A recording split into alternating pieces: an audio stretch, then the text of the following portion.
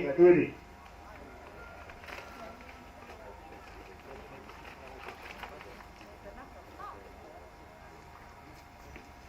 Naona kama hajafika.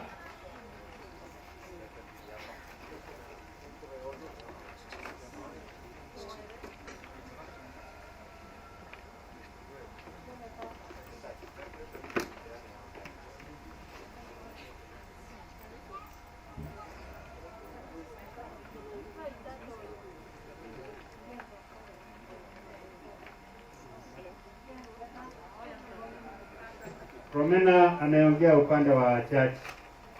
Sijui kama ataongea tena. Familia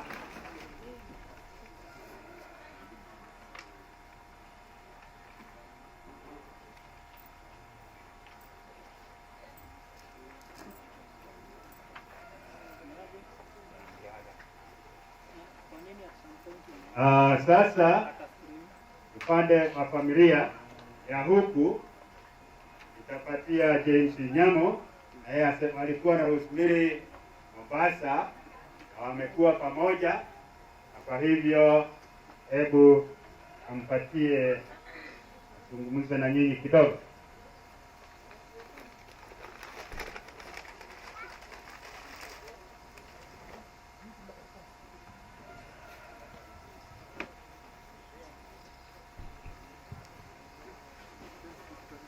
Halo. Habari zenu? Bwana sifiwe. God is good and all the time. Yeah, he's good all the time anyway. Hata kama namna mko, bado ni mzuri ama vipi? Ikokuwa umekaa tu lakini wakati wako utafika. Kwa majina ni James Nyamu. Nyamu ni Wakagai. Na Rosemary ni Wangai, na Wangai ni Wakagai. None of recipe. Kwa hivyo what I would say, Rosemary alikuwa my first cousin, na alipokuwa mdogo tumelewa naye. Tulikuwa tunalala sio kitandani, chini ya mkeka na mzee. Tumelewa naye, tumesoma naye, na nakumbuka wakati wa mwisho tulikuwa naye hapa tukija kuzungumza mambo ya nyumbani, na alinishangaza sana kiniuliza miaka yangu ni mingapi. Nilishangaa. Kumuuliza kwa nini? Miaka na hii maneno unapata nayo. Kumbe alikuwa ananiambia bye na sikujua. Ningependa kusema kwamba familia hii na Nyamu ni mtu na ndugu yake. Na kwa hivyo nikutoa dadangu, na ningependa mtambue dadangu ambaye tuko naye hapa pia, tumekuja naye kutoka Nairobi. Jane Wajiko, Enako. Jane, wewe usalimie watu. Jane Wajiko kwa? Enako. Ndio wazungumzie kidogo.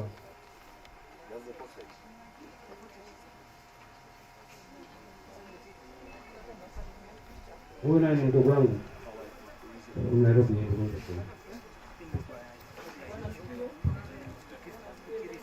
anasema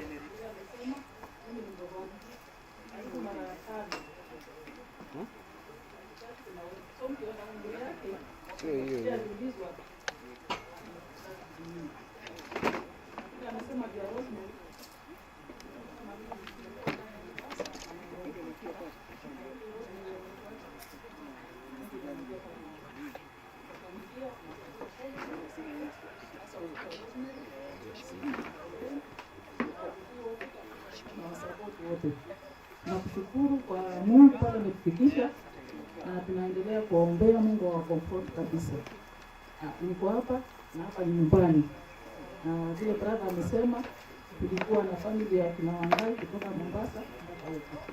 Hata endelee kuelezea sawa.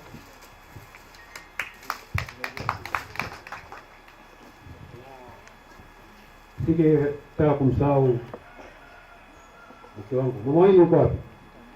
Mama yenu? Ndio kidogo.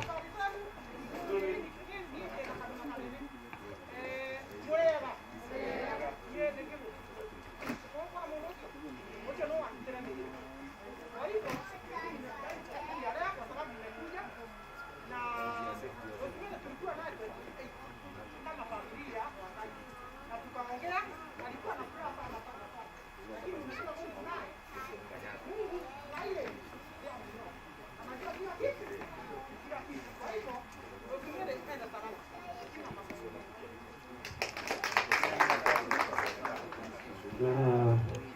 hapo.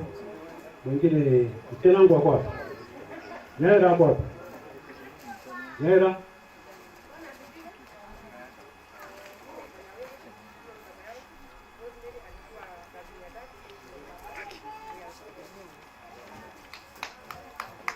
Na ni hayo tu, kwa hayo kidogo tuko pamoja na huyu. Actually, namna unasikia dada yetu amesema, mimi ndio kama mkubwa wa huyu. Mzee tulikuwa hatuachani pamoja na huyu msichana wake. Na ni hayo tu. Nimeshukuru kwa kunisikiliza. Thank you very much.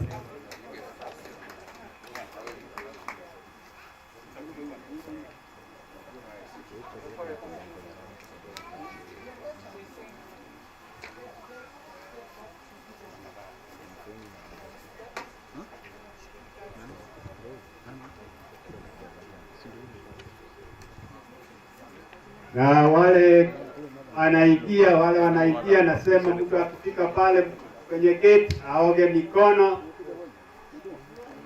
na sabuni na maji, halafu uwe umevaa mask yako, usiingie bila mask.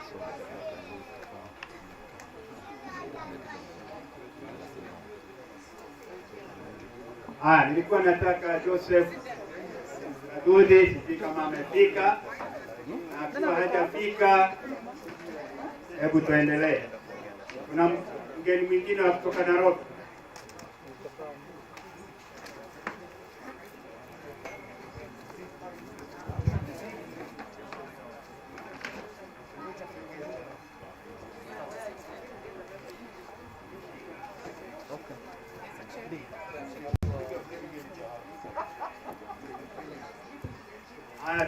Rafiki ya Rosemary nasikia yuko huku, Helen Rotich. Helen Rotich, karibu, tuambie vile mnaishi na Rosemary.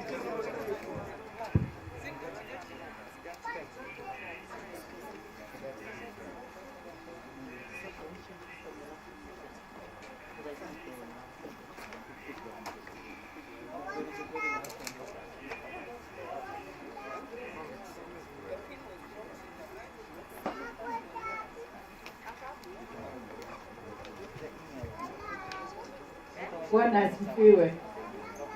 Bwana asifiwe. Hebu tusikilize please. Najua saa zingine maneno huwa uchungu mpaka hata unashangaa ukisikia mtu anasema Bwana asifiwe. Lakini neno la Mungu husema tunashukuru Mungu kwa kila jambo. Haijasema tunashukuru kwa ile nzuri tu. Hata hii na hii ni kitu ambayo hata mtu akizaliwa tunajua siku inakuja ambayo bado atakuacha. Ni wakati tu ambao imefichwa kwa kila mtu. Rosemary alikuwa mama ambayo nilimpenda sana sababu alikuwa anapenda amani. Alikuwa anapenda pia unity, alikuwa na umoja. Nilikuwa naonanga kwa distance vile anataka familia yao kwa watu moja all the time. So wakati yoyote ambao niliinteract na Rosemary, nili-identify those items. Ya kuwa peacekeeper na kuwa mtu wa unity. Anapenda unify. So I pray that spirit continues in the family. Msichana yangu ni sister-in-law ya Rosemary. Ameolewa na Karani ambayo wako hapa. So hapo ndio niliweza kujua Rosemary. Hata wakati walikuwa wanafanya negotiation ya msichana yangu, niliona vile alikuwa na uongozi ambayo ulikuwa unaona kabisa anapenda familia yake kila wakati. Hata wakati walikuja kunisalimia wakati mwingine Bomet, yani alikuwa na raha all the time. Hata nilishtuka sana kusikia hii jambo. Lakini Mungu ndio anapanga kila mtu. Na kila mtu ako na njia ambayo anatoka dunia hii. Hatutoki kwa njia moja. Wakati hii ya corona, wengine wanatoka sasa na corona. Hata ikiwa iko other issues. Wengine wanatoka na accident. Wengine wanatoka na nini. Lakini jana nilikuwa na reflect kwa akili zangu, nikaona vile Rosemary hata alienda kwa ile peaceful manner, bado vile alikuwa anapenda amani. Asanteni, mubarikiwe na Mungu awabariki familia yote. Ninatoka Bomet, kaunti moja ya Rift Valley. Asante sana. Apigiwe makofi tena. Asanteni, asanteni. Kwaya, pana viti hapa mbele pana viti. Ikeni pande hii. Sasa tunataka rafiki mwingine. Najua wale wamekaa sana na Rosemary, wale wamekaa sana na wao huko. Na tukimaliza nataka wale in-laws wengine, ikiwa kunaye ameoa huku, yule ameoa huku kwa baba yetu Wangai, mmoja wao aje aseme juu ya yani asimamie wale wengine, kwa maana hamwezi kusema nyote. Mmoja yule amefika, aje nimpatie nafasi. Anasema wale wanaingia uoge mikono ana sabuni na maji na uvae barakoa yako. Usipite hapo. Ningali nachungulia. Na waona wale wanaingia, wengine wanapita. Hebu tujikinge na hii corona. Profesa Achola, karibu.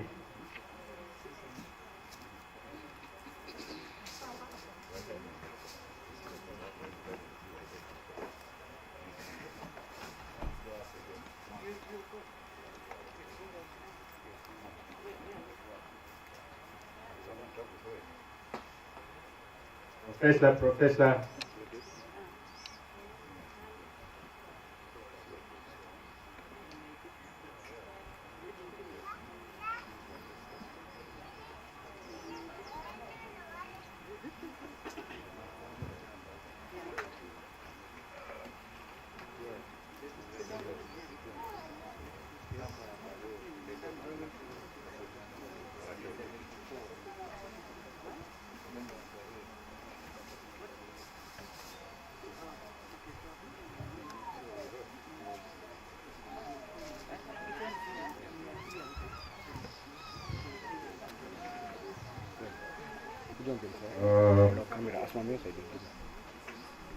Good morning.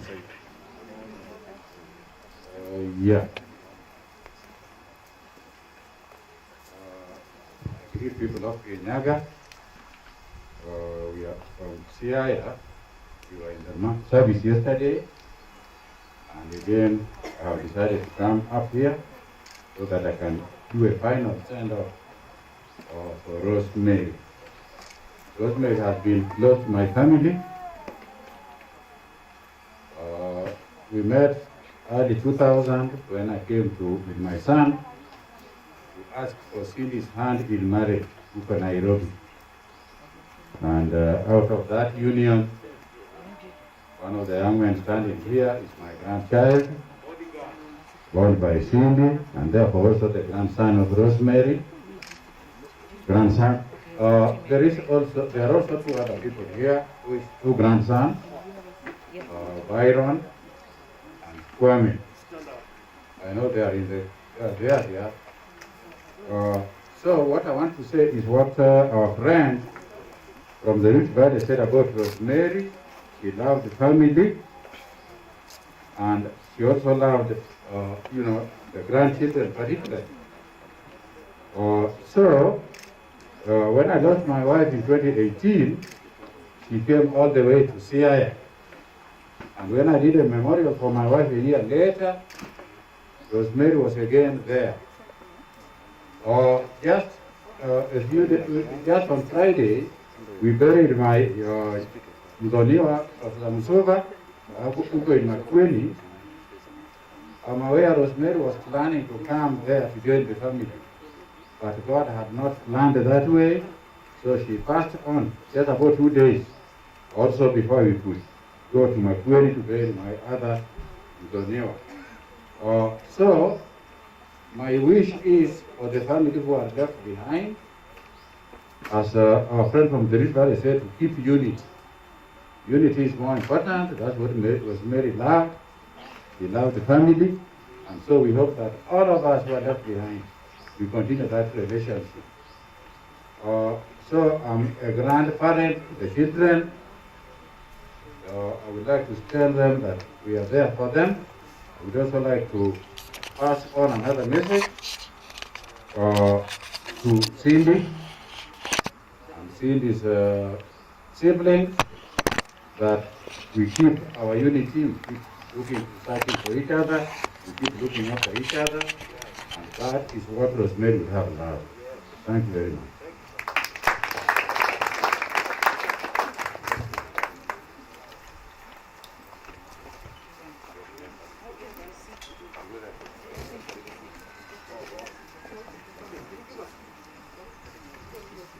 Thank you, Professor.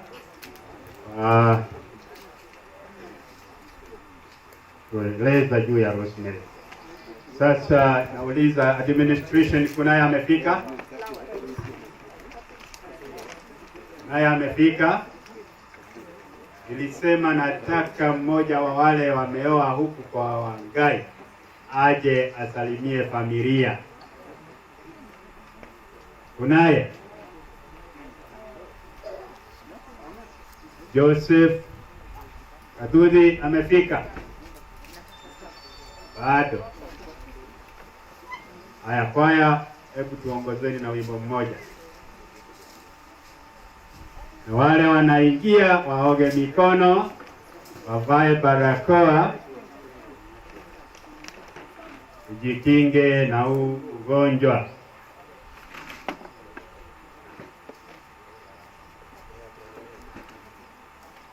Naambiwa Father yuko jiani, anakuja.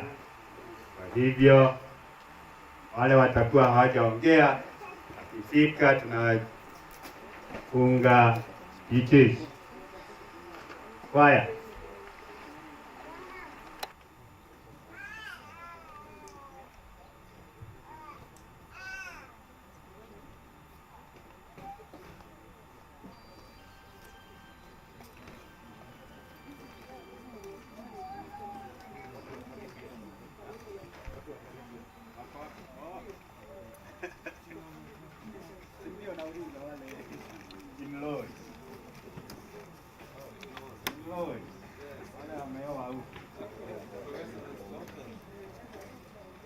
Kuja.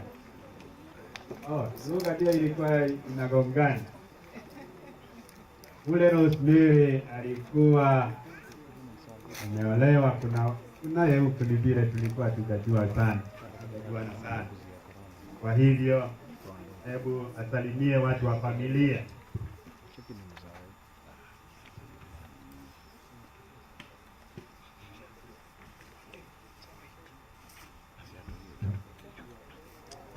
Good morning all.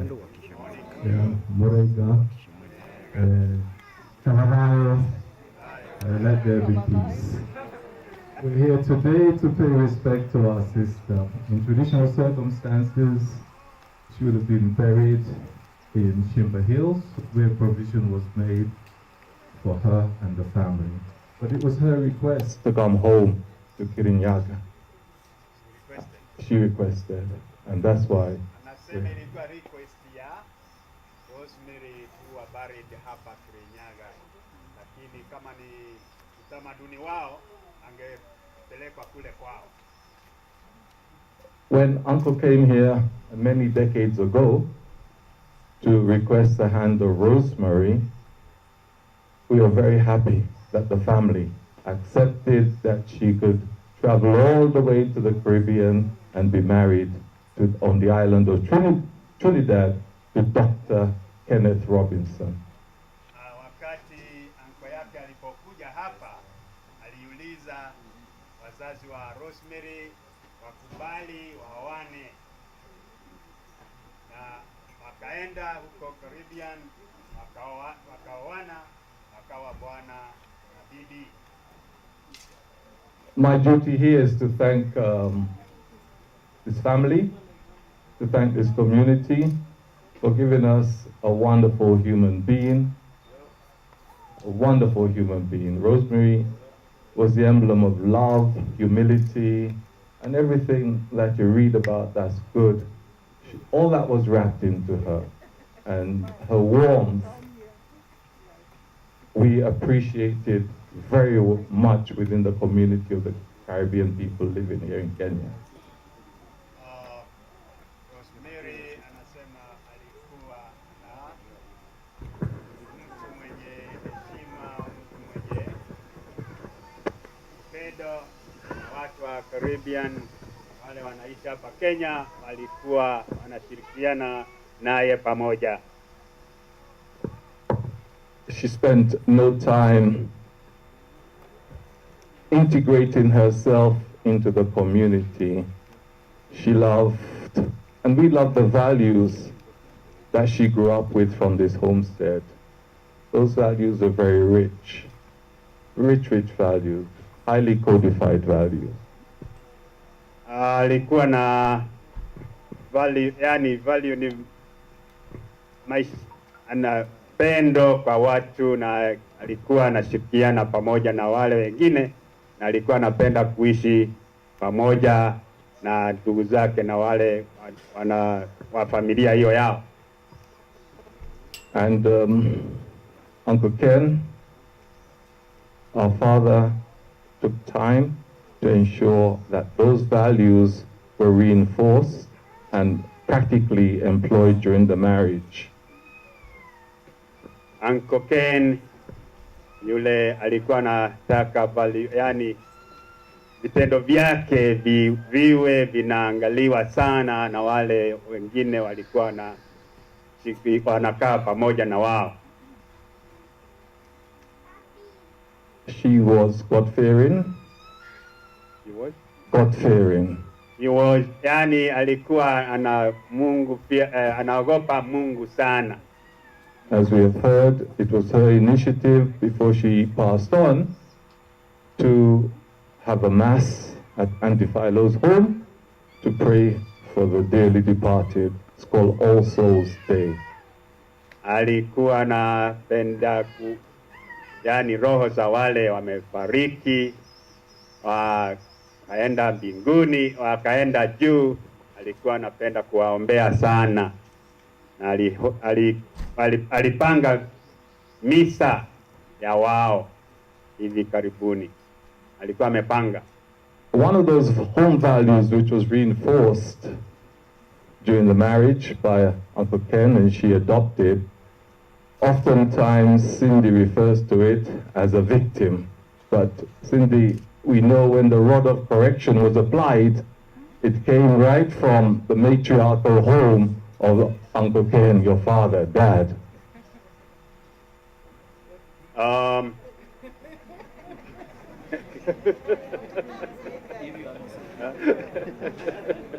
We will leave that without translation. Huh? The rod of correction. We come from a matriarchal society. Yes? The African men who were taken to the Caribbean were transported elsewhere seasonally to do casual work. Pick cotton, cut cane, or whatever it was. That was the order of the day, and that was the season. Yep. It's going to be difficult.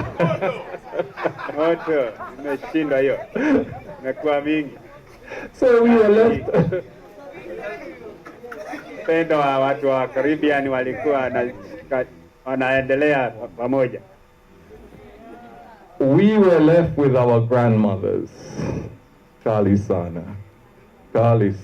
We grew up knowing that the symbol of authority in the home was a woman. Aliwachwa na shosho yule, walikuwa naye alikuwa wanamwangalia sana, namtegemea. So these values, these wonderful children of Cindy, Uncle Ken, today you see running throughout the way they behave, the way they interact. They're very, very, very disciplined and well brought up children. Education, the best had to be given, and education was given. We saw how the parents struggled to send them to the finest schools in Nairobi. Back in the day, I, on many occasions, accompanied Uncle Ken to Musungari School, where Cindy and Lorraine was, and the late Ricky next door at St. Mary's. So the value of discipline and education were reinforced from our homestead where we come from. Today I ponder why we're still scratching our heads to accommodate women in the Constitution in a more substantive manner. You have my vote, ladies. Change the Constitution. Let you be there. We want the next president of Kenya to come from the homestead and be a woman. So we're not going to go into politics. Yeah, thank you. So on that note, we're here to pay our respects to our sister, our mom.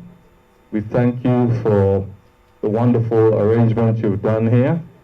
We have come from Nairobi, where yesterday we held a funeral memorial service, and all went well. And we know today, we're in your hands, all will be well.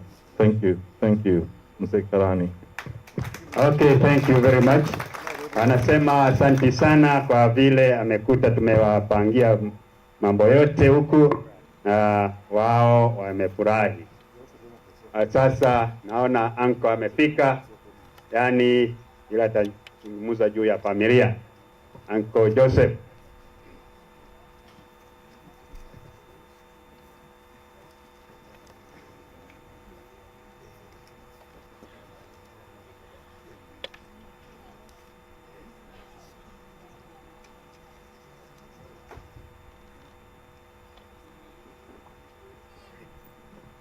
God is good and all the time. Tumsifu Yesu Kristo. Asanteni. Kwa jina ni Joseph Muriuki, ndio mmesikia nikiitwa anko. Rosemary tulilelewa pamoja. Tulianza shule mwaka wa 1960 huko Mombasa, tukaendelea miaka 3 tukawa tunaishi pamoja. Manake mama yake ndiye dada yangu mkubwa. Kwa hivyo Rosemary tumelelewa pamoja. Nikatoka Mombasa 66 naye nikamwacha huko, alafu naye akarudi huko. Kuja upande huu akakaa kidogo tu, alafu akarudi Mombasa tena. Hata hoteli zile kubwa Jadini nilifika mara ya kwanza kwa mwaliko wa Rosemary. Kwa hivyo Rosemary apumzike mahali pema peponi. Tumsifu Yesu Kristo. Sina mengi ya kuongea isipokuwa Rosemary apumzike na amani pale alipoenda. Asanteni.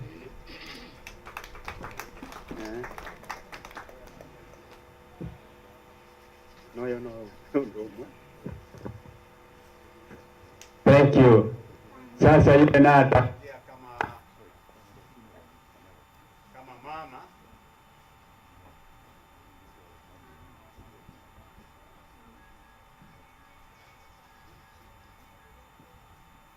taongea kama mamake Rosemary ni yake Joseph. Hebu karibu.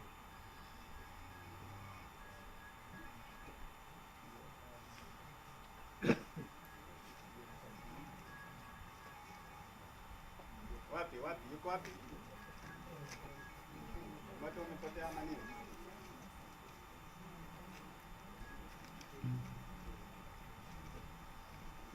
Hapo mtumia wa Joseph. Oh. Iko.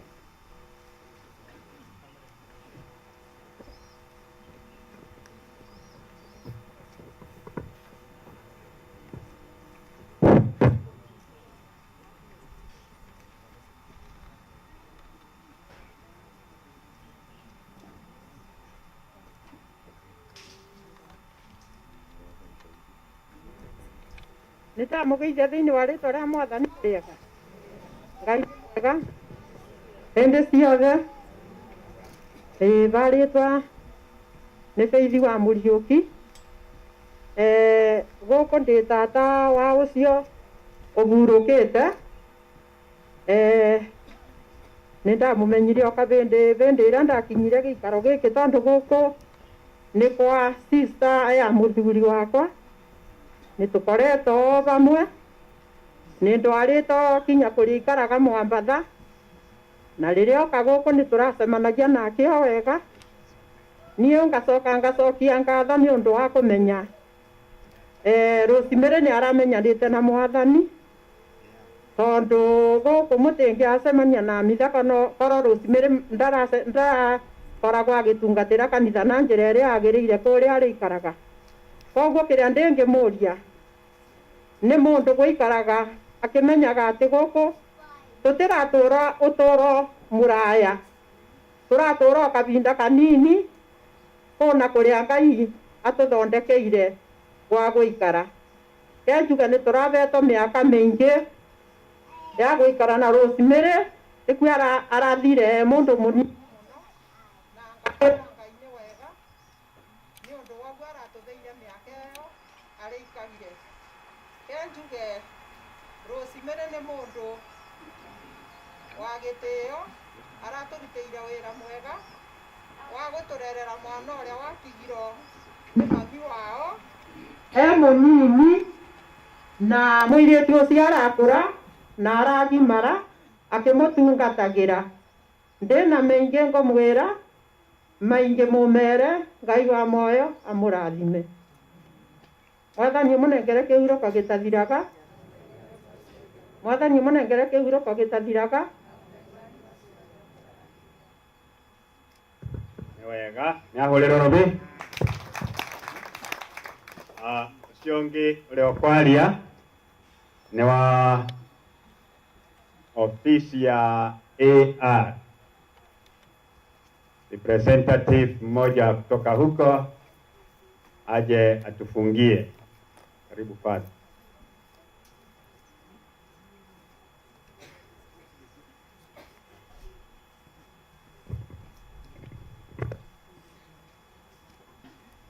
Yuko karibu.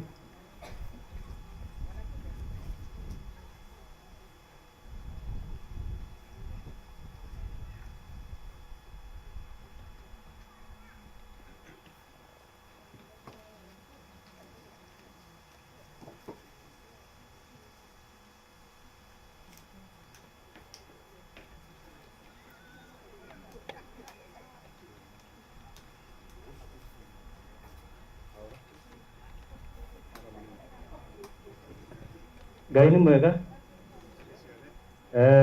We are from here, coming here to start with our sister, Sidi. We work together. This opportunity of going to give our group CEO, Caroline Munene,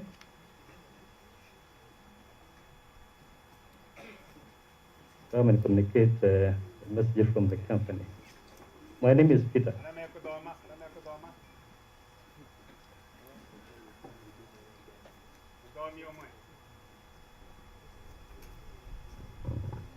Bwana asifiwe. Ngai nĩ mwega na bingo ciothe. Asante sana kwa niaba ya kampuni ya management and all the people wako hapa. Yetu ni kuleta rambirambi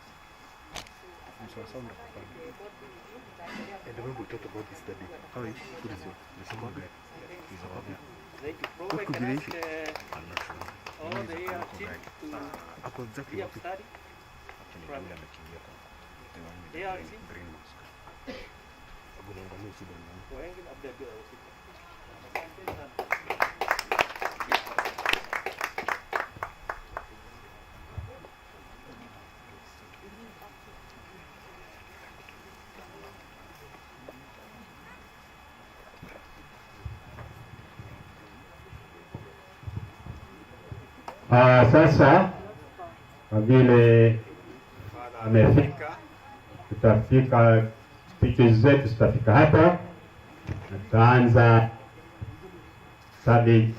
masi ya leo CBD za Rosemary. Kwa hivyo wale wana kofia watoe, na yule wale simu zetu tuweke silence zisije zika interrupt wakati wa maasi. Na naendelea kusema wale wanaingia waoge mikono, wavae barakoa, ndio tujikinge na hii ugonjwa wa corona. Haya, karibu Father.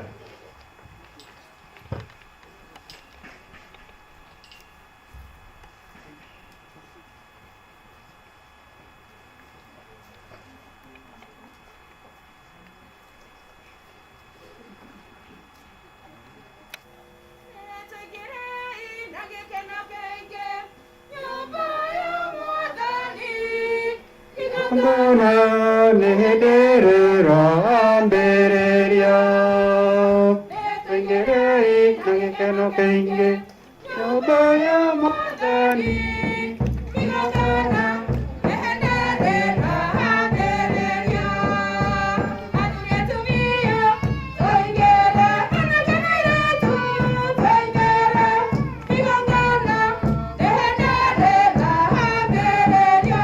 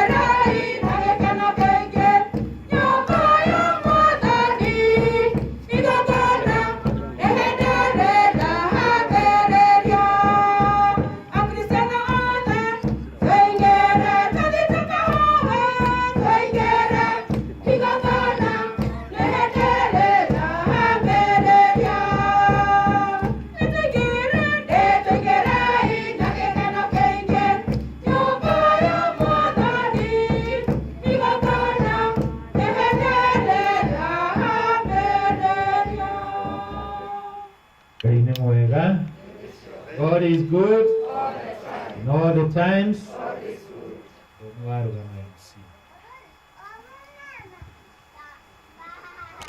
Yule anasoma theology.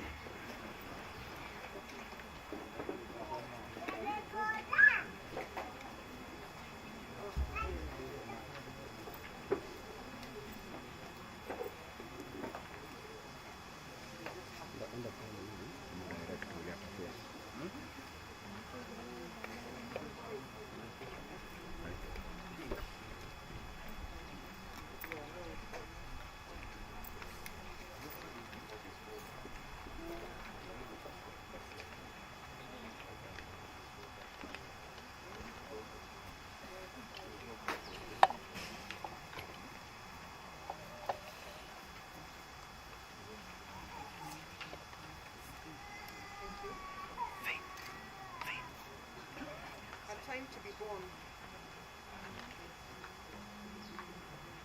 On a bright and sunny day, on the 8th of August 1952, the late Richard Wangai and the late Charity Fanny celebrated the birth of their beautiful ray of light and introduced her to all as Rosemary Wambui Wangai. After the demise of her maternal mother, Wambui was blessed with a second mother, that is Shosho Paris Wangare, and she grew to be a blessing to the entire family. During her childhood years, she was blessed to be surrounded by 10 amazing and wonderful siblings, whom she fondly referred to as friends and even partners in crime. They know themselves. We know Mom is peacefully resting, and each family member will cherish the many childhood memories We have been blessed to have Mom to be part of our lives in different ways, in good and bad times. Her amazing siblings with their husbands, namely Auntie Philomena and Uncle James Kamwere, the late Uncle Peter Mugo, Auntie Lucy and Uncle Eliud Mwangi, Auntie Jane Wangai, Auntie Jacinta and Uncle Simon Karaoke, Auntie Njeri and Uncle Patrick Mwangi, Auntie Jane and Uncle Jacob Rao, Auntie Flora and Uncle Robinson Mushuki, Auntie Mary and Uncle Gishuki Karabai, Auntie Beatrice and Uncle Francis Mwai, and Auntie Carol and Auntie John Mudei. All impacted her life in different ways and taught her a valuable lesson that family is not an important thing. Family is everything. Her school years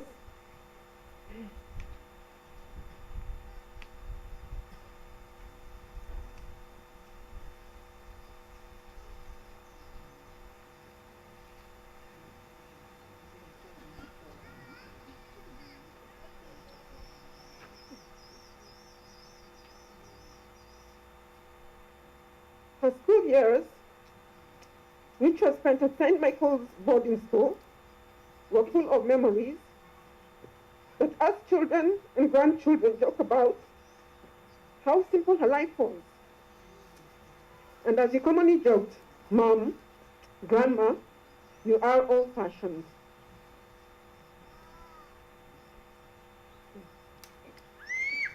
We all know Mom to be the perfect beauty, always well put together, and never with her hair out of place. Following her love and mesmerization of style, which was very evident in her aging days, she had the privilege to join beauty boutiques, and this is where she started a career in beauty and fashion. She would later translate her impeccable taste and love for catering, and good food into a successful career in hospitality and as a hotelier. So many things in her life seemed of little significance at the time they happened, but then took on a greater importance as she got older. The memories we all share of Rosemary Wamboi, Mom, sister, aunt, grandma, whoever we fondly remember her as, are so precious and have more valuable,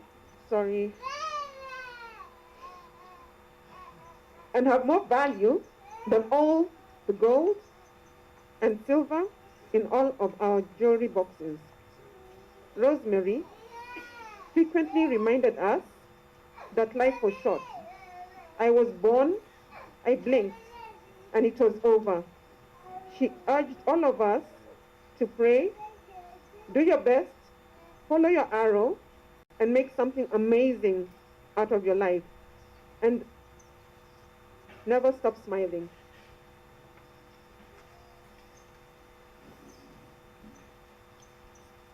A Time to Love. Mom married the man of her dreams, Dr. Kenneth Robinson. To her, he was the most charming, witty, and handsome man she had ever met. And from that day, he took her into his life and heart. She was proud to be called Mrs. Rosemary Robinson. And in turn, Mr. Robinson baptized her Samantha, or Sam. Her ability to run her home at the utmost levels of excellence and love earned her the name Grand Diva of all things domestic. I think some of you have witnessed that. Mr. and Mrs. Robinson's plan was to have children, which God blessed them with. Inexplicably, they were successful in doing exactly that when they were blessed with their firstborn daughter, myself, Cindy, followed by Lorraine, and later the late Richard, Ricky. Rosemary was blessed to adopt 3 amazing daughters, namely Jill, Kay, and Candice Robinson, whom she openly embraced and loved as her own. Seeing the children grow into who they were supposed to be brought a wonderful sense of meaning to Mr. and Mrs. Robinson's lives. Mom always believed in keeping the peace. She was gentle and sowed peace wherever she went. As we celebrate her life, let us remember that we should let peace prevail in our hearts, as there will always be storms to overcome in our families and homes. Pay a tribute to Mom by mending any fences you may have in your families. Just when she thought she was too old to fall in love again, Rosemary became a grandmother, and her 5 grand angels filled up not only her heart, but also her time, as she spent most of her time and money, and she was happiest cooking for them, which was often, as they had huge eating appetites. Grandma always said that Jeremy, Byron, Kwame, Tanaka, and Tyrone enriched her life more than words can say.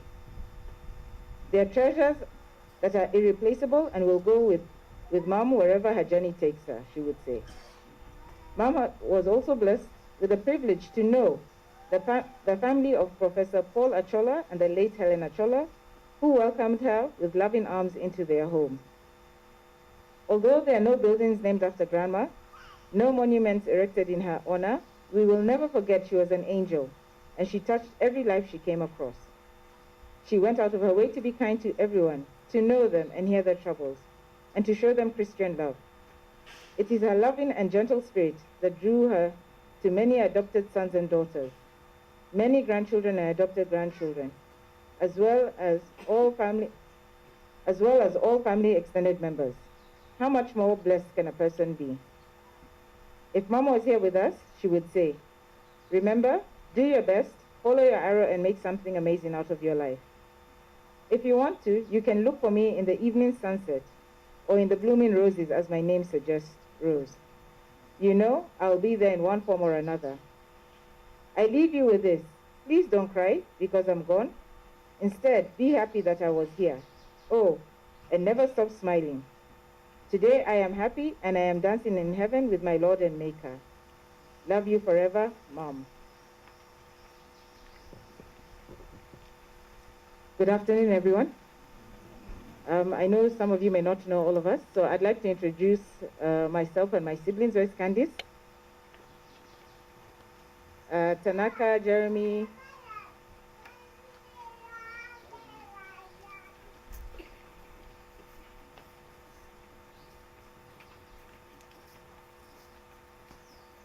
So on behalf of Auntie Philo, who asked me to stand here and introduce on her behalf, I'd like to introduce Mom's children, starting with myself.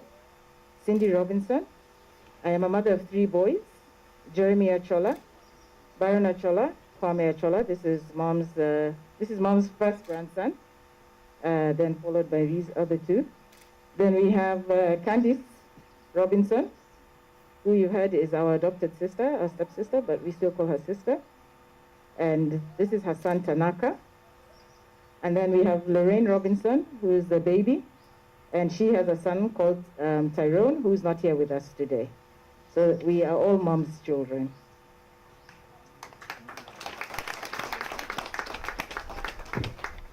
Okay, thank you. Please stand up.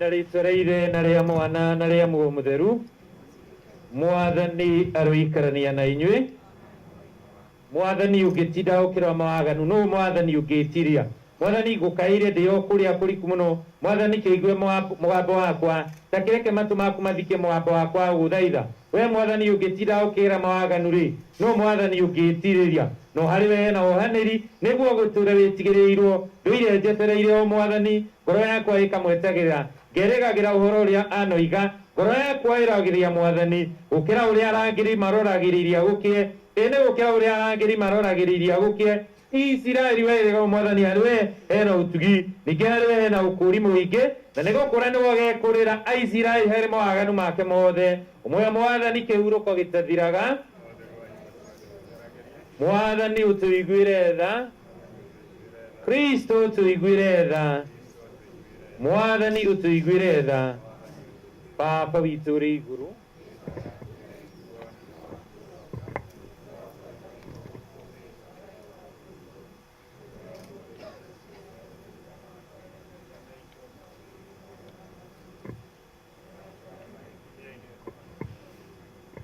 kuma muromo wa irihiro arohuruka uhoro mwathani itikira ihoya riakwa mwathani aroikara na inyuĩ nĩ tũhoe.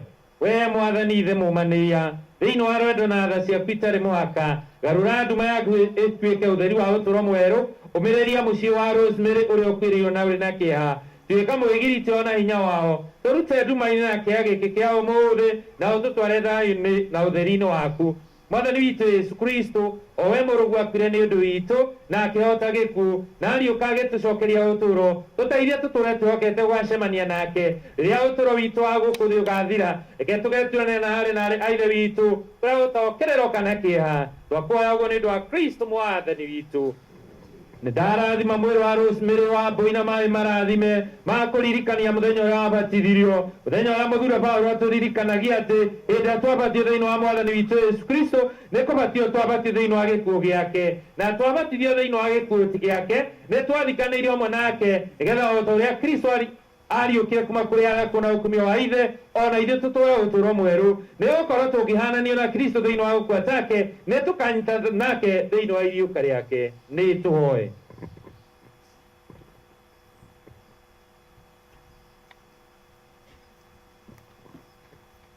We mwathani, twagũthaitha ũthikĩrĩrie na wega mahoya maitũ, nĩgetha rĩrĩa wĩtĩkia wĩ thĩinĩ wa mũrũguo ũrĩa wariũkire kuma kũrĩ akuũ ũkongerereka, ũtũme mwĩhoko witũ thĩinĩ wa kũriũka kũna kwa ndungata yaku Rosemary Wambui ũmĩrĩrio na wĩkĩrwo hinya. Twakuoya ũguo nĩ ũndũ wa mwathani witũ Yesu Kristo mwana waku ũrĩa ũtũũraga na wathana hamwe na muoyo mũtheru Ngai magana-inĩ mothe ma mĩaka.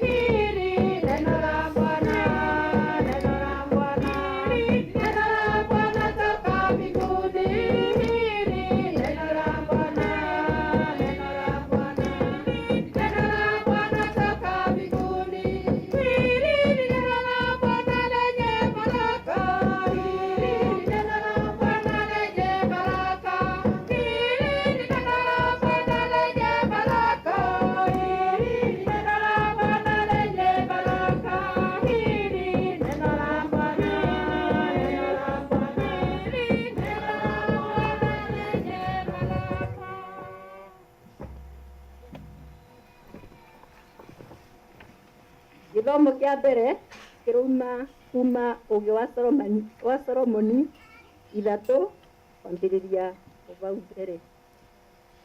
Nĩ kuma ũgĩ wa Solomoni 3 kwambĩrĩria hau mbere nginya 9. Gũthoma kuma ũgĩ wa Solomoni. No rĩrĩ, mĩoyo ya andũ arĩa athingu ĩkoragwo moko-inĩ ma Ngai. Gũtirĩ maruo makamĩhutia. Maitho-inĩ ma andũ arĩa matarĩ ũũgĩ-rĩ, monagwo ta arĩ gũkua makua. Gũkua kwao kũbaragwo ta arĩ mũthiro. Gũtũtiga kũrĩa matũtigaga gũkanyitwo ta arĩ kũninwo maninwo. No olĩ marĩ oro thayũ, ona makorwo nĩ mathĩnire ta ũrĩa monagwo nĩ andũ magĩthĩna-rĩ. Kwĩrĩgĩrĩra kwao kwarĩ kũiyũire nĩ ũhoro wa kwaga gũkua. Matangĩkire o hanini, no gũtugwo kũrĩa magatugwo nĩ kũnene. Nĩ gũkorwo Ngai amageririe na akĩona atĩ nĩ mamwagĩrĩire.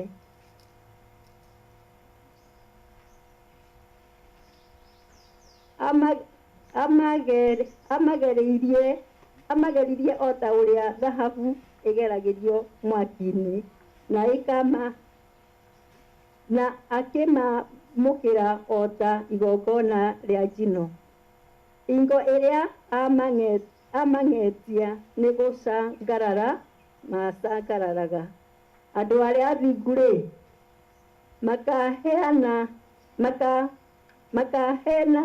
henagia o ta thandĩ iria ciumaga mabebe-inĩ momũ. Gũtuĩra magatuagĩra ndũrĩrĩ na gwatha mathage irĩndĩ. Mwathani agatũũra amathamakagĩra tene na tene. Arĩa merĩgagĩrĩra Mwathani-rĩ, nĩ mamenyaga ũhoro wa ma, na arĩa mamwĩhokaga magatũũrania nake na wendo, nĩ gũkorwo ũtugi na tha nĩ cietereire andũ arĩa amũre. Ciugo cia Mwathani.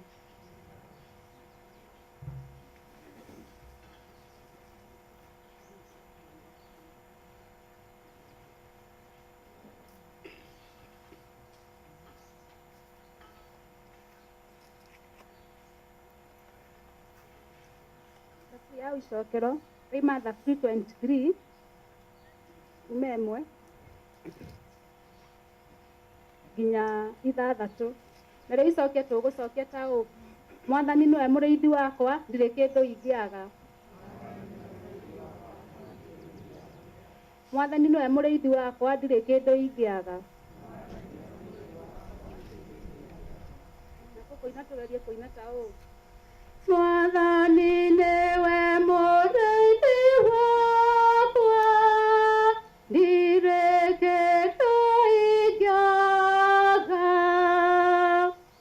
Mwathani nĩwe mũrĩithi wakwa, ndirĩ kĩndũ ingĩaga.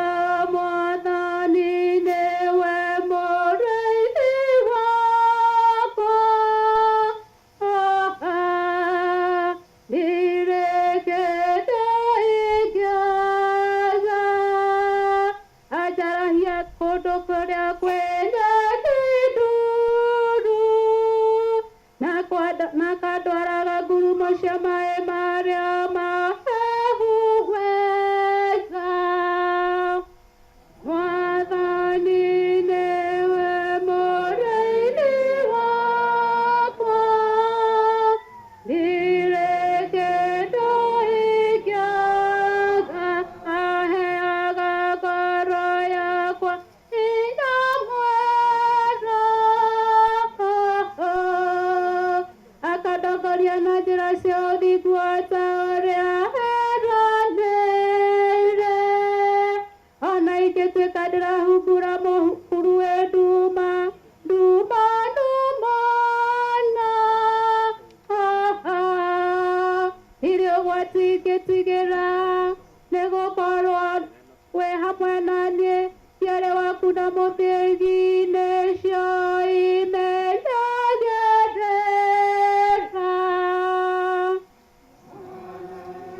Nĩwe mũrĩithi wakwa, ndirĩ kĩndũ ingĩaga. Ũthondekeire iruga thũ ciakwa ciothe ikanagwa.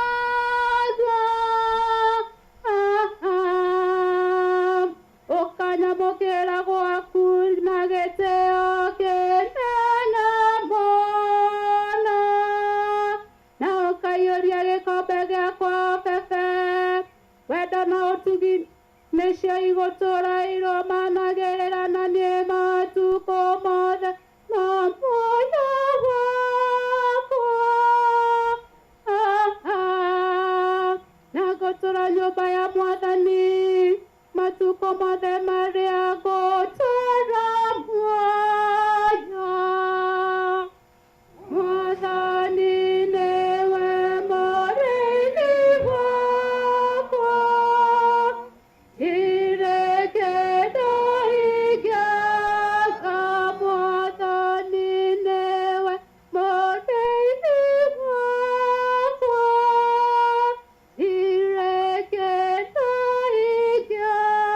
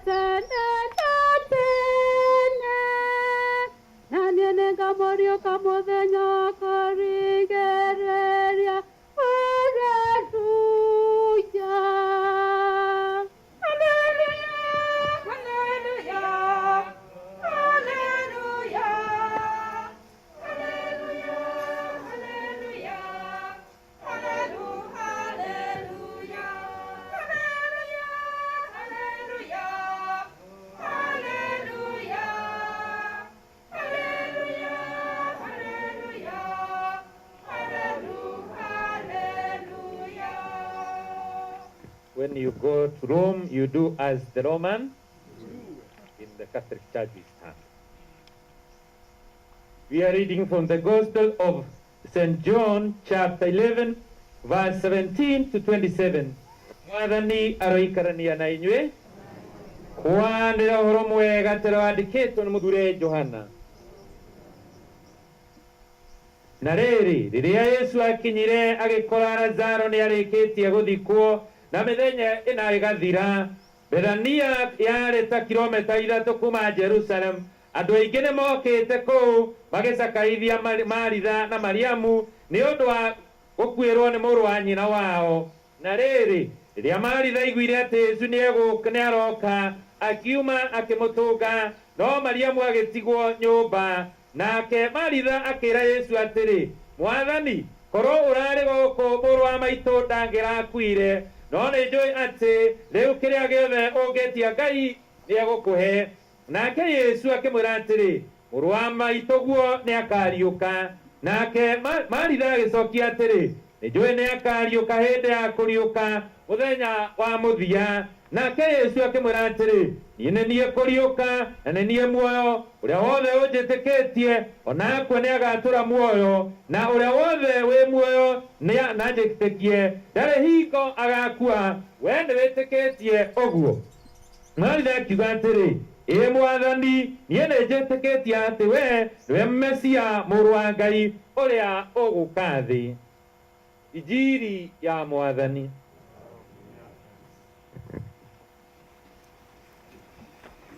God is good. God is good. God is good.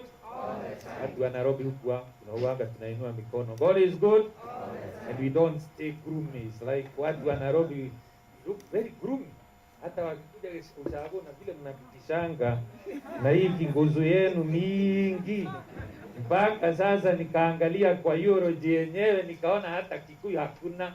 Yani mtu dharauti huko yani na tuchukulie hivi tu ati amwezi weka Kikuyu. Mngeuliza wazee. Sinaona ndio tukasemanga east or west home is there? Sinaona kwa Nairobi lakini mwishowe ni wapi hapa? Sasa vipi lakini ya mwisho kuna siku ile itafika tutakuja tumwambie kwa heri ya kuona na vile tumeunganika hapa kwa sababu ya Rosemary. Na vile nikaambiwa mambo nimekuwa napigiwa simu, well nzuri sijui lakini sijui Rosemary, lakini muhimu ni kuonyesha ya kwamba alikuwa Mkatoliki. Na ndio tumeunganika hapa kama Wakristo kumwambia kwa heri ya kuonana. Unajua Psalms 90 inatukumbusha sana ya kwamba kuna siku tutakufa. Na hiyo siku tukikufa, swali ni je, utaenda wapi? Kuna mbinguni na kuna wapi? Kana ile mtiko aliyale mwehigeretia koneno wa izigoroka. You know, kuna ile tunasema ya kwamba kuna mbinguni na jehanamu. Lakini swali ni je, utaenda wapi? Na hiyo ndio sasa tuko hapa. Hatujui ile maneno imeenda na Rosemary. Sisi tunamwambia amerudi pale alitoka. Sisi tunamwambia ya kwamba ile tunaulizwa siku ya leo ni moja tu. Kung'ang'ana hii maisha. Hata mimi padri ni kung'ang'ana. You know we have to struggle. And while you need to struggle at the end of the day, you know very well ile tunasema St. Paul writing to Timothy, nimepiga vita vilivyo vyema, sasa nangoje ya kupewa taji la ushindi. Na ikiimbwa yori hapo watu wanaobi mtaimba ya, lakini hiyo hatujui. Hatujui imbwa yori tunajua, lakini hiyo ati nimepiga vita hiyo hatujui, ama ikiwa ikiimbwa rege na kitupe unasikia they are very humble, they are very right, lakini mambo ya kanisa ni sinaona vile tulianza wimbo anasema sisi hatuelei Kikuyu, lakini si nimeimba ya Kiswahili umeimba hatujui, lakini la kedube akiwekwa chini ya maji you know we are called today, you know tunaalikwa, na ndio unasikia ya kwamba katika the book of wisdom it is telling us that those will persist, you know, they are saying the future of the honest people, the future of Christians who have abided themselves with God, what will happen?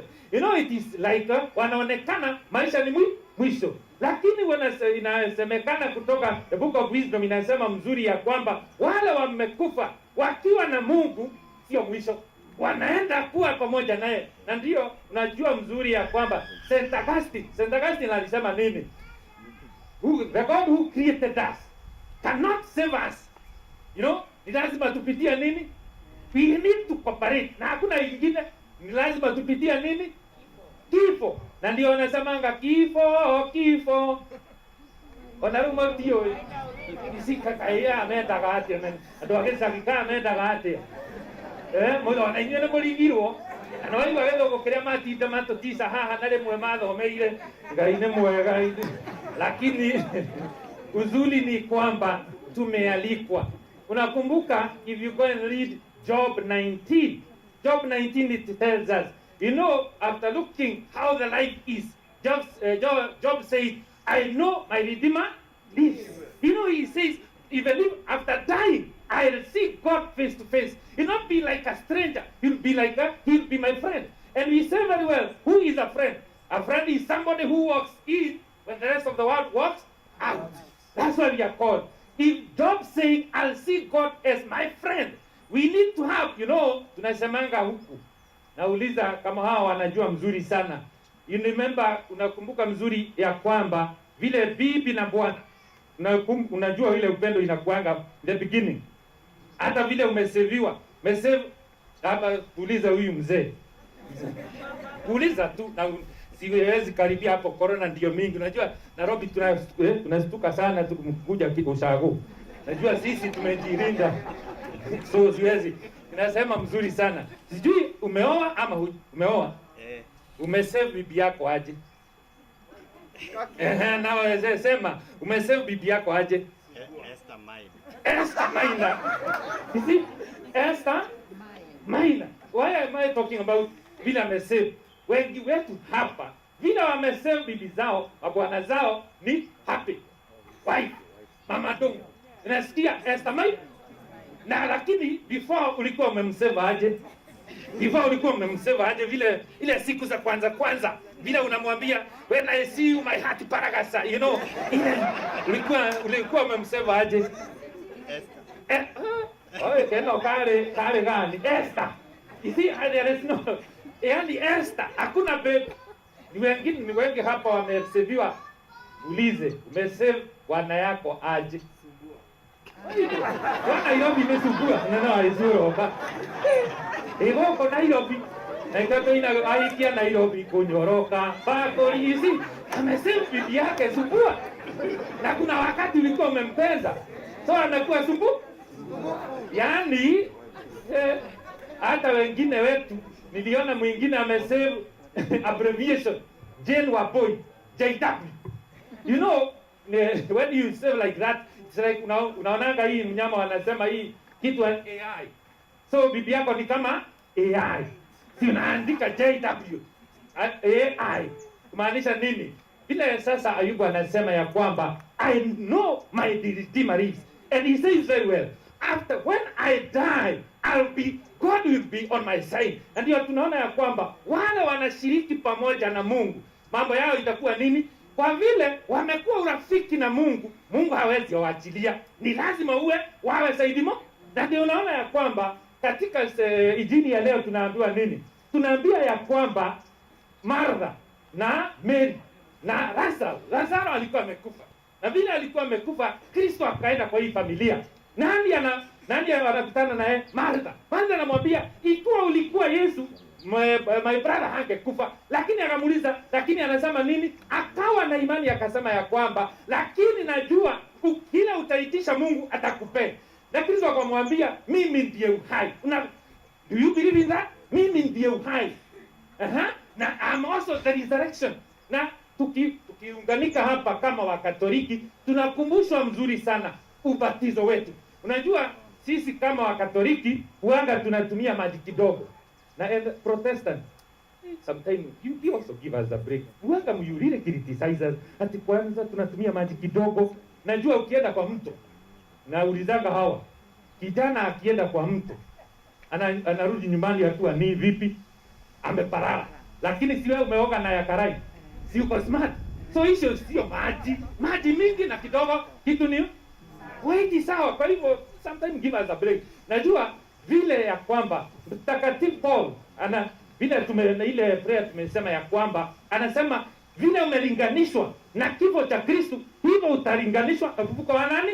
Wa Kristo. Na ndio anasema ya kwamba yale maneno tunaona, yale mambo tunapitia, ndio anasema Mtakatifu Paulo akiandikia Romans, anasema hakuna kitu kitatulinganisha na Mungu. Hakuna kitu. Ni shida ni nini? Na ndio tukasema ya kwamba sisi kama Wakristo lazima tung'ang'ane.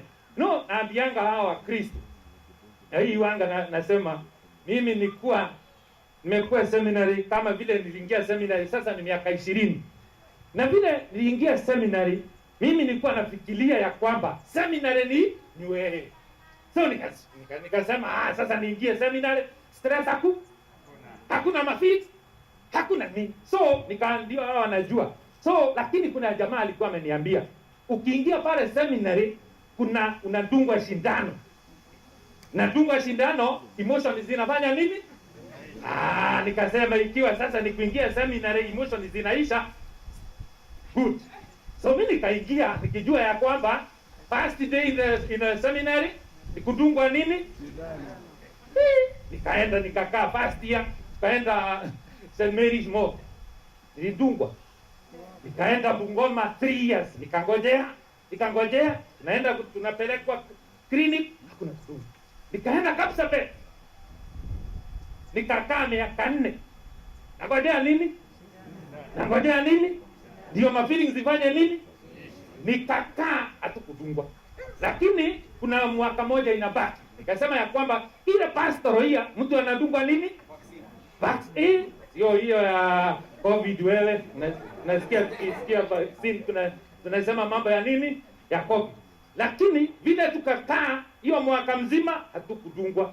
So nikasema ya kwamba mtu akiwa padri mwaka wa kwanza anadu up to now sijawahi. Maisha ni kung'ang'ana. Tunaalikwa siku ya leo ndio tung'ang'ane, lakini cha muhimu ni nini? Ukienda usome Sirach 15 verse 15 to 20, it says it is there is life and there is death. It is you to choose. You remember Joshua saying that me and my family, we have opted to serve God. It is a choice. Wengine hapa kwenda mambo ya Mungu, wengine hatuendi kanisa. Kwanza watu wa Nairobi kanisa. Unajua anaenda happy Saturday, ni mahappy. Jamaa jamaa Esther mine. Na unajaribu kuinuka umeshinda raha zako. Saturday kuinua mkichwa hivi. Ndio tunaambiwa ya kwamba if you go and read Matthew chapter 5 verse 1 to 12, how blessed are those. Yani ile kung'ang'ana kwenda mambo ya kanisa, ile kung'ang'ana kutafuta neno la Mungu. Tunaambiwa ya kwamba kwanza tafuta ufalme wa Mungu na hayo mengine utazidiwa. Hiyo tumealikwa siku ya leo mimi na wewe. Kama vile Rosemary amepumzika pale. Tunajua ya kwamba sio ati hii ndio mwisho, tutapatana. Na kwa Kikuyu anasema tiwoga tukora ono ndio tugeka ande. Na inyene munde mwarigia githungu muno ngwaria Gikuyu na inyuri mwenda kufurutio na kari gani. Turauga atiriri. Ati mwisho wa horori ena kiundu. Ati ng'ang'ana to muitha wa Esther kana Esther mundu wa Esther haria auga atiriri no muhaka ng'ang'ane na twarwa atiriri thĩinĩ wa gĩthomo kĩa mbere tũraigua atiriri ate ithuĩ twa mũndũ gwĩtwo ibuku rĩa ũgĩrĩra uga atĩrĩrĩ marigĩrĩrio ma mũndũ mũthingu marigĩrĩrio ma mũndũ mũthingu rĩ there is soul and body. It is the body which you have to take it to the grave, but the spirit, but the soul goes back to the Lord. But the question is, now in that seed, you'll be told, you remember very well, Matthew 25, there is that right side and there is left side. Wale watakuwa right side, wataambiwa nini? You are most welcome. Lakini wale watakuwa left side, wataambiwa mimi simujui. Why? You never serve the right way. If I'm a priest, I'm called to serve that. I need to carry myself with decorum. If I'm a priest and I do business, now there is the question. If you are a Christian here, and some of us never attend church, na ndio nasemanga usikuje Katoliki. Unajua hii ya Katoliki ya Muvea, hainanga stress. Because of what? There is that freedom. Because at the end of the day, you'll see it, God will see it, the judgment seat, and you'll be told, I was hungry, I was thirsty, I was prison, and you never came to me. And all that, in this service, each and every time, there is that, what we are called to say, that I'll be happy. As I said, Job said very well, I know my Redeemer lives. In that attitude, we need to know, tomorrow you are dying. And I also tell people here that, right there, we carry ourselves there. Right now, my dad is where? Yeah, because of here to Nairobi. My dad is where? There, here. I tell Christian, when I move this way, what is this? That is the death. You see? I move this way, that is the death. What matters? That if you die right now, kama sasa mzee, ukufe saa hizi, naweza pelekwa nyumbani? Unapelekwa wapi? Moja. You see? Hata mimi niko hapa, nikikufa saa hizi, moja. It's not like it's very fast and I'll take some time. But the question I'm trying to drive at is that I carry them wherever I go, wherever I just see them. So the question is, how will you go to heaven? We are given the option. There is heaven, there is hell. But the question is, how will you make? Na ndio unaulizanga, unakumbuka nikiuliza, I think wewe mzee ndiye niliuliza. Nikauliza ya kwamba, if you are given an option to choose hell, kuanzia hell ama kuanzia heaven, unangetaka kuanzia na ipi? Ataanzia na heaven, unasikia? Ataanzia na heaven, amalizia na nini? Na hell. Yes, unaambiwa yeye anataka kuanzia na heaven, anaanzia na heaven, amalizia wapi? No, si ndio nimemuuliza, akatoa option, angetaka kuanzia na wapi? Na akasema aanzie na heaven, amalizie na wapi? Na hell. Na nekuoneta wewe mzee ukaziishiwa. Neno haizuro. The question is, si ati utakaa mbinguni, lazima ung'ang'ane. Lazima ufanye nini?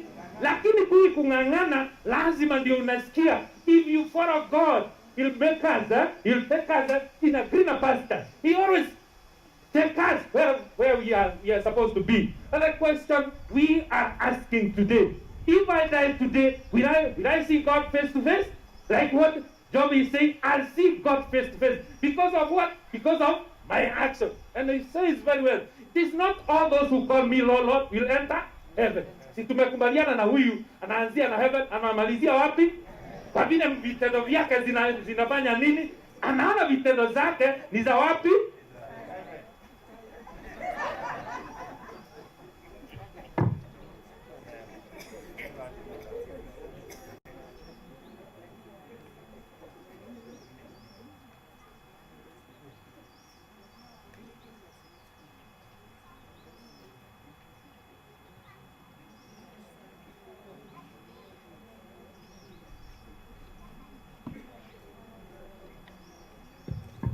Tusimame kwa sala za waumini. Awani gatho ni undu wa kio kia Rosemary Wambui uria witite athame thi ino. Mwathani hindi ari guku thi naraginyanaga kuona ni eka wendi waku. Mwathani utuigue. Ona tukiririkana ciana ciake icio ciatigwo ona andu a family Mwathani ihinda rĩrĩ marĩ na kĩeha, tuĩka mũgirito, tuĩka hinya o Mwathani ũtũigue. Maria nĩ nyina witũ na nĩwe tũkũria tũthaithana nĩ gũkũgeithia Maria.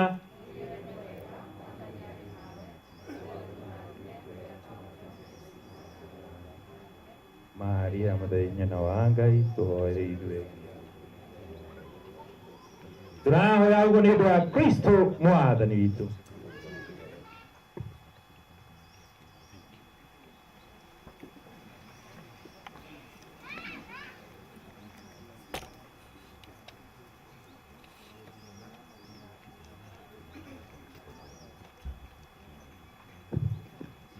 Tumkumie Yesu Kristo. Wakati huu ni wakati wa sadaka. Kwa hivyo nauliza wa kina mama wa kwaya wale CWA iko. Kuna CWA wako huku. Mongani matega. Ndio mwaki mokire mongani matega.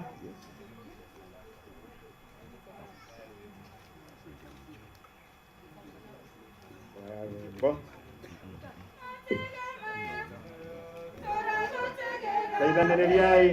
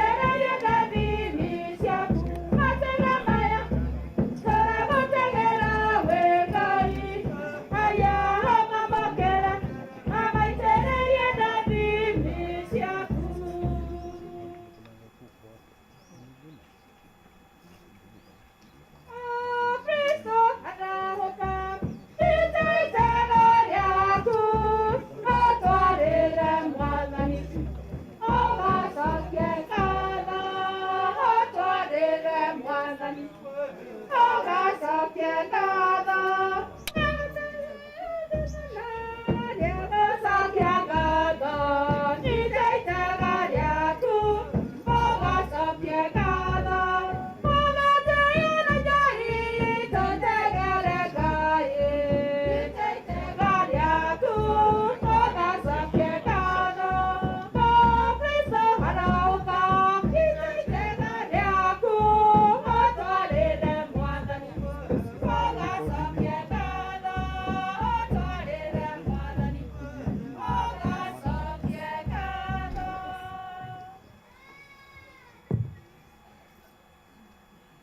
akorwo mng'arĩkia kai mũnyitane na aya nĩtũmũkĩre na matega ma ramongania na arĩa mena family na kana koya study. Kuna mtoto amechukua funguo za mtu za gari, alete hapa mbele ikiwa utamuona nazo. Sabi siora tiagoa na ile tonago kwa mundu ngesiona.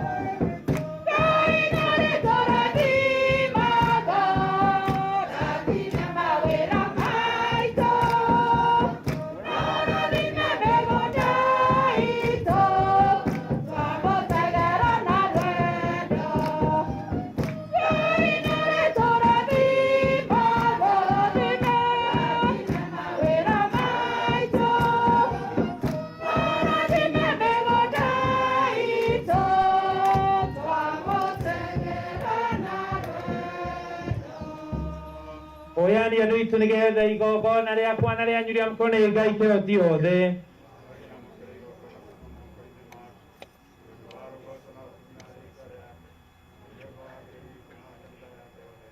we mwathani twakwaya å kenio na wakä kene matega maya maitå nä getha ndungata Rosemary Wambui ä rä ekuä te yamũkĩra ũkumina hamwe na mũrũguo ũrĩa tũrenyitana sakramenti ĩno nene igongona rĩakĩra gũtĩa twakuoya ũguo nĩ ũndũ wa Kristo mwathani witũ. Mwathani aroikarania na inyuĩ, apatiani ngoro cianyu. Tũcokie ngatho kũrĩ mwathani Ngai witũ. Itherũ nĩ wega na nĩ kĩhoto na ũndũ mwagĩrĩirwo ũteithagia ũhonokia. Tũkũgathaga hingo ciothe na kũndũ guothe we mwathani Ithe mũtheru, Ngai tũtiothe na mende nĩ ũndũ wa Kristo mwathani witũ ũrĩa ũtũheaga mwĩhoko wa kũriũka, nĩguo arĩa mena kũmenya no magakua acio mahorerio na kĩĩranĩro kĩa ũtũũro tene na tene.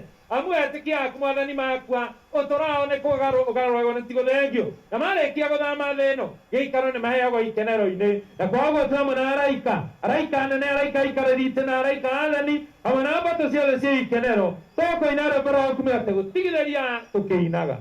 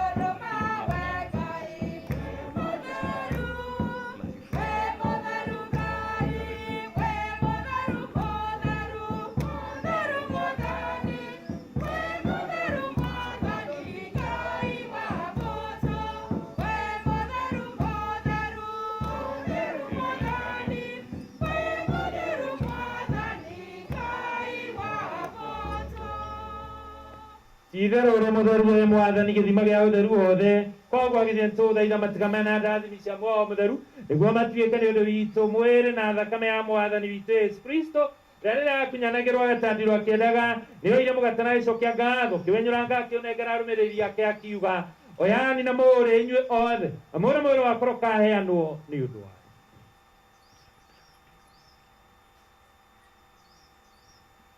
oguo marĩkia kũrĩa nĩoire gĩkombe na gĩcokia ngatho rĩngĩ nĩakĩnengeria arũmĩrĩri ake akiuga, oyani na mũmenywo inyuĩ othe, amu gĩkĩ nĩ gĩkombe gĩa thakame yakwa ya kĩrĩkanĩro kĩerũ na kĩa mĩndamĩndĩ gaitwo nĩ ũndũ wanyu na andũ aingĩ nĩ ũndũ wa rĩohero rĩa mawĩhia kagai ũguo nĩ ũndũ wa kũndirikanaga.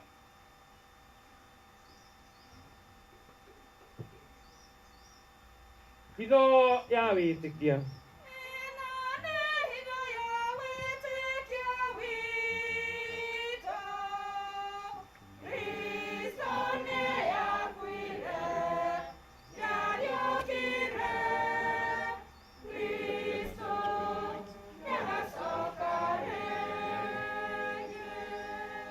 Kwa ũguo tũkĩririkana ikua na iriũka rĩake mwathani, tũgũtegera mũgate waku na gĩkombe kĩa ũhonokia, tũgĩkũgatha tondũ nĩwatũtĩke tũikare harĩ we, ona tũtagwo na tũgũtungatage, na nĩtũgũthaitha na hinya twamũkĩrĩte mwĩrĩ na thakame ya Kristo, cokanĩrĩrie Muoyo Mũtheru tũtuĩke kĩndũ kĩmwe mwathani. Ririkana kanitha yaku ĩtambĩte thĩ yothe, na ũmĩrũmie thĩinĩ wa rwendano o hamwe na baba mũtheru witũ Francis, mũthikabu witũ Waina na abatĩrĩ othe, ona mũciĩ ũkwĩrĩirwo.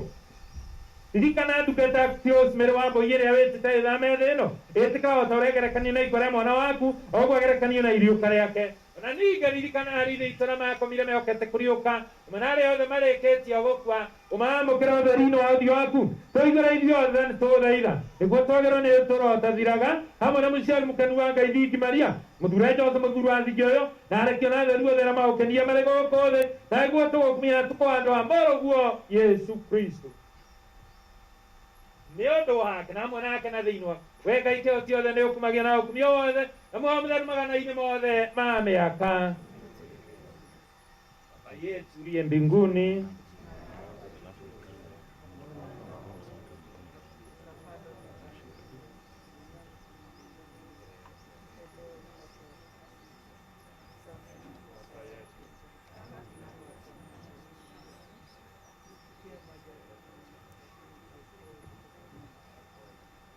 twonokie nĩ tũgũthaitha we mwathani maũndũ-inĩ mothe wĩtĩkĩre tondũ wega waku twĩraga matukũ-inĩ maitũ nĩguo tũhotithio nĩ tha ciaku tũikara hingo ciothe tũtarĩ na wĩhia ndagwĩtigĩra kĩ kana kĩ tene twokete na gĩkana gũcoka kwa mũhonokia witũ Yesu Kristo.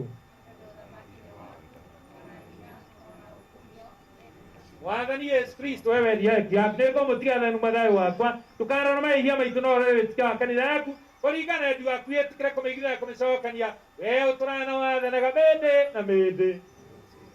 Thayũ wa Mwathani ũroikarania na inyuĩ hingo ciothe. Onyeshe ishara yao.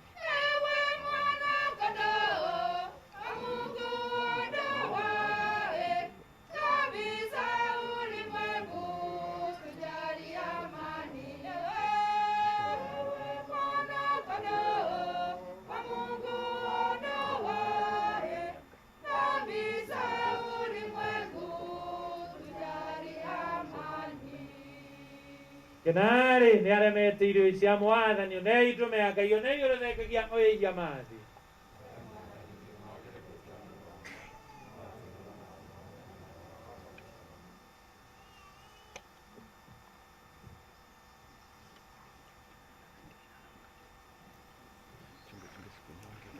Ihinda rĩrĩ rĩakwa ihinda rĩa Mkatoliki yule amejiandaa kupokea, yeye atakuja kupokea.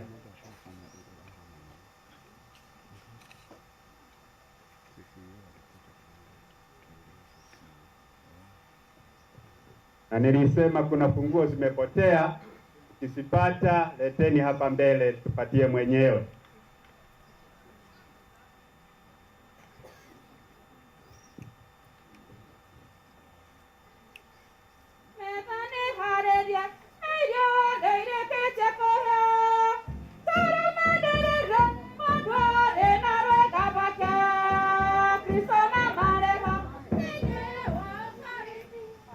Na tungeomba vile utasantaiziwa uwe umekauka kabisa, sipokee ukiwa wewe.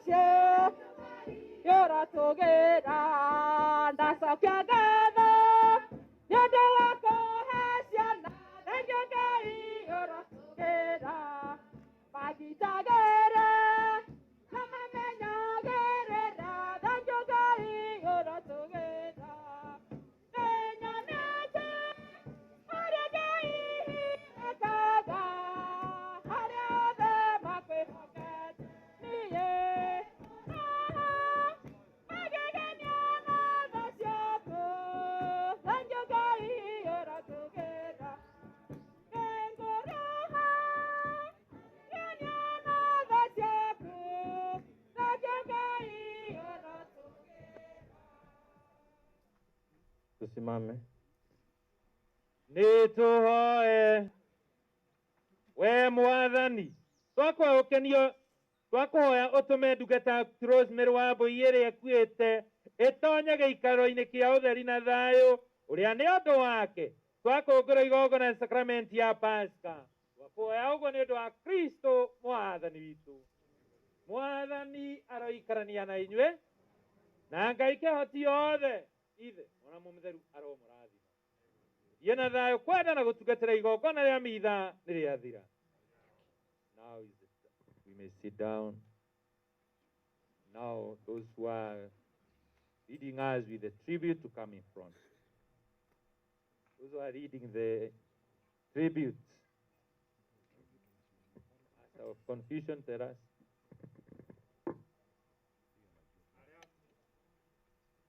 Wale wanasoma tribute waje hapa, waje hapa.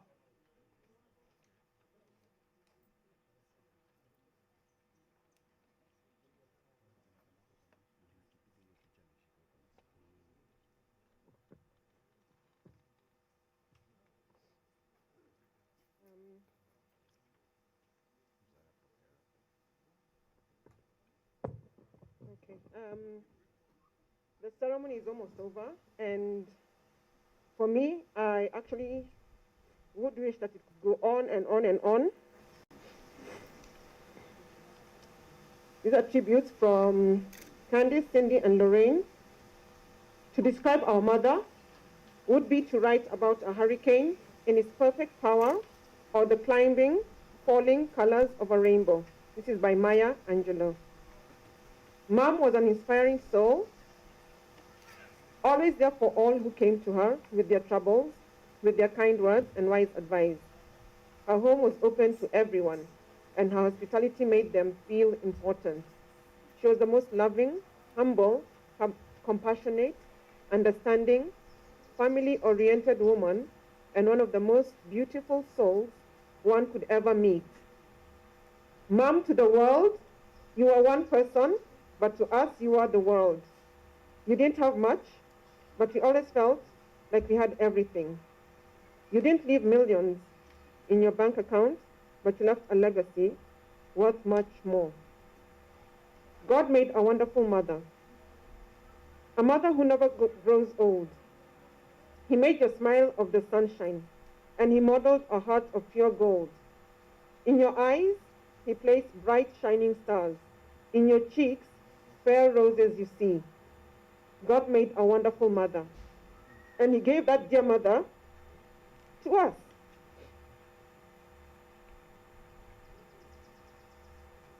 Mother and daughter never truly part, maybe in distance, but never in heart. Mom, you are the most beautiful chapter in our lives. No one can describe the feeling when you realize that you are no more. It's a feeling like no other. No one can really understand the pain of going through life without such an important part of you. You passed on just too soon. We love you, but God loves you more. He never, he needed his darling angel back in heaven. Rest, Mom, rest, till we meet again.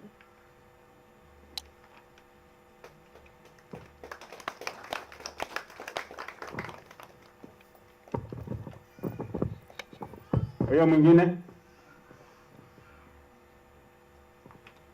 kujeni karibu, kujeni karibu.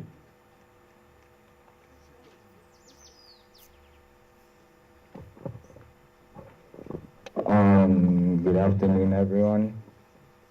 My name is Jeremy Achola, and Helen Achola's first grandchild. And my tribute, I'm not gonna read from the eulogy. I'm just gonna freestyle it. Our grandmother has always been there for us. I mean, from when I was a young boy until today, she's always been like my second mom. Not always, she is like literally my second mom. You know, when mom's not around, grandma is there. She's there to take us for our errands. You know, she was just very loving and accommodating towards everyone, anyone, you know. And we really did appreciate her. She used to do so much for us. She was that type of person you could call at any time, and she would literally stop everything she's doing just to come see how you're doing. I remember she would call me every week and ask me, Jay, you know, I'm coming over, or can you come over and spend time with me? And I'm like, yeah, sure, Grandma, you know, I don't mind spending time with you, because, you know, she was cool peep. She's the type of grandma who you could even go out with, literally clubbing or whatever. I know you guys, that sounds crazy. But yeah, my grandma was that type of person, you know. She was very young at heart, you know. She liked being young. She liked doing young people things, trying to understand us, you know. And I feel like, you know, she was just the best, you know. She brought the best to us. She brought a lot of comfort and love. She was just an amazing person. And I think, just to add on, I think we all really loved her. Me, Byron, Tanaka, Tyrone. I know Tyrone is not here, he's still a bit too young to understand what's happening. But I mean, I know it's going to be extremely tough on him. But I mean, we're all there to support each other. You know, my brothers are there, my cousins are there, my uncles are there, my aunties are there, my mom is there, my dad is there. And I mean, I honestly still can't believe that my grandmother is gone so soon. You know, the other day I was talking to her, and I was telling her, Grandma, you know, I get my first child, you know, you'll be the first person there and everything. And we laughed about it, you know. I was like, Grandma,